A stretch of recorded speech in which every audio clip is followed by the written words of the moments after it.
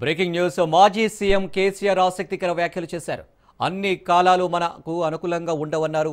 కొన్ని సమయాల్లో కష్టాలు వస్తాయి. కష్టాలు వచ్చినప్పుడు వెరవకూడదన్నారు. మళ్ళీ మన ప్రభుత్వం వస్తుందన్నారు మాజీ సీఎం కేసీఆర్. తిరిగి పల్లెలకు మంచి రోజులు వస్తాయి.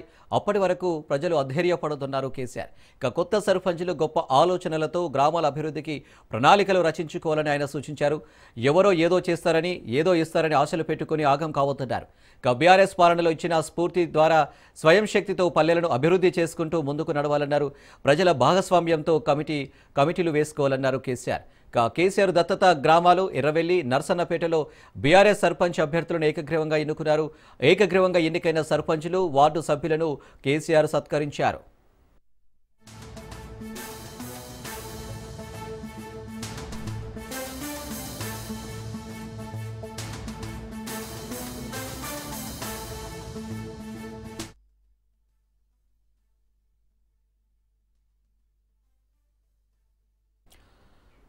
మాజీ సీఎం కేసీఆర్ ఆసక్తికర వ్యాఖ్యలు చేశారు. అన్ని కాలాలు మనకు అనుకూలంగా ఉండవన్నారు.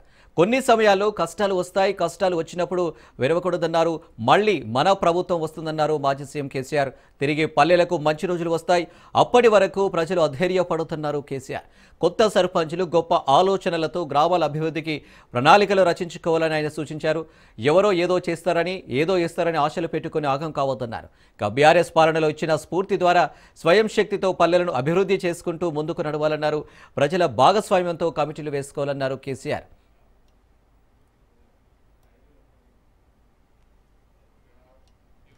రెడ్డిగా కేసీఆర్ చేసిన వ్యాఖ్యలకు సంబంధించి మరిన్ని డీటెయిల్స్ మా ప్రతినిధి సైదులు అందిస్తారు. సైదులు.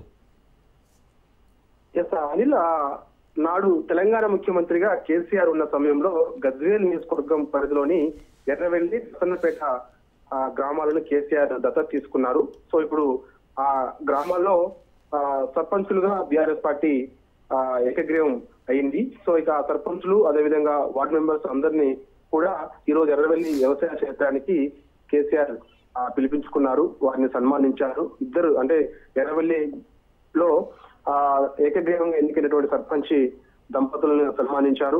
అదేవిధంగా నర్సన్నపేట గ్రామంలో కూడా బీఆర్ఎస్ పార్టీ ఏకగ్రీవంగా సర్పంచి కావడం జరిగింది. సో ఇక వార్డు దంపతులను కూడా కేసీఆర్ సన్మానించారు. సో వార్డు మెంబర్లందరినీ పలకరించారు, సన్మానించారు.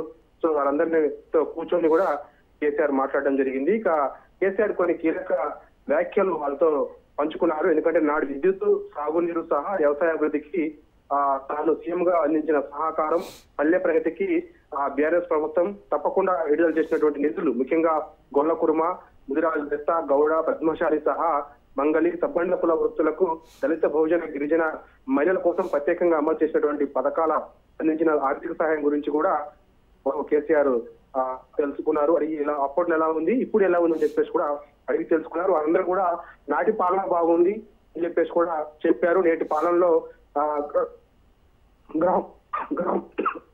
గ్రామాల్లో దయనీయ స్థితిలు అని చెప్పేసి కూడా చెప్పడం జరిగింది. అందుకు సైదులు, ఒకవేళ కేసీఆర్ చేసిన వ్యాఖ్యలకు సంబంధించి ఆ కార్యకర్తలు కావచ్చు, బీఆర్ఎస్ ఏ విధంగా ముందుకు తీసుకెళ్తుంది, అలాగే ఇప్పుడున్న గ్రామాల్లో ఉన్న కార్యకర్తలకు అలాగే నాయకులకు ఎలాంటి సూచనలు జారీ చేస్తుంది, భవిష్యత్తులో మన ప్రభుత్వం వస్తుందని చెప్పడానికి? ఖచ్చితంగా, ఎందుకంటే ఇప్పుడు ఉన్నటువంటి పరిస్థితి చాలా దారుణంగా ఉంది గ్రామాల్లో అని చెప్పేసి కూడా కేసీఆర్ తోటి ఆ గ్రామస్తులు అందరూ కూడా చెప్తున్నటువంటి సిచ్యువేషన్ కనిపించింది అన్ని అక్కడ. సో ఖచ్చితంగా రానున్న రోజులలో బీఆర్ఎస్ పార్టీ అధికారంలోకి వస్తుంది కాబట్టి సో ఖచ్చితంగా మళ్ళా గ్రామాల్లో అన్ని కూడా ఎంతో అభివృద్ధికి పాటుపడే అవకాశం ఉంటుంది. ఎందుకంటే గతంలో బీఆర్ఎస్ పార్టీ అధికారంలో ఉన్నప్పుడు చేసినటువంటి అభివృద్ధి సంక్షేమం కళ్ళ ముందు కనిపిస్తుంది కాబట్టి సో అభివృద్ధి అంతా కూడా ఇప్పుడు కాంగ్రెస్ పార్టీ తెలంగాణ రాష్ట్రంలో అధికారంలోకి వచ్చిన తర్వాత పూర్తిగా కుంటుపడింది కాబట్టి సో అందుకు ఎవరు కూడా ఆశ్చర్యపడాల్సిన అవసరం లేదు. రానుంది బీఆర్ఎస్ పార్టీ, అందరూ కూడా ధైర్యంగా ఉండండి, ముందుకెళ్ళండి, గ్రామాలను అభివృద్ధి చేసుకోవాలని చెప్పేసి కూడా వచ్చినటువంటి వారితో కేసీఆర్ ఈ విధంగానే మాట్లాడినట్టు కూడా మనకైతే సమాచారం. సో ఇక వారందరినీ కూడా సన్మానించిన తర్వాత, అందరినీ పలకరించిన తర్వాత కూడా మనకు ఒక భరోసా కూడా ఇచ్చినట్టు కూడా తెలుస్తుంది. ఎందుకంటే రానున్న రోజులలో తెలంగాణలో కూడా మొత్తం ఇప్పుడు రాష్ట్ర వ్యాప్తంగా వ్యతిరేకిస్తుంది కాబట్టి బీఆర్ఎస్ పార్టీ ఖచ్చితంగా అధికారంలోకి వస్తుంది కాబట్టి సో మీరు ఎవరు కూడా అధైర్యపడద్దని చెప్పేసి కూడా కేసీఆర్ వాళ్ళతో చెప్పుకున్నారు. Right Saidulu, thank you.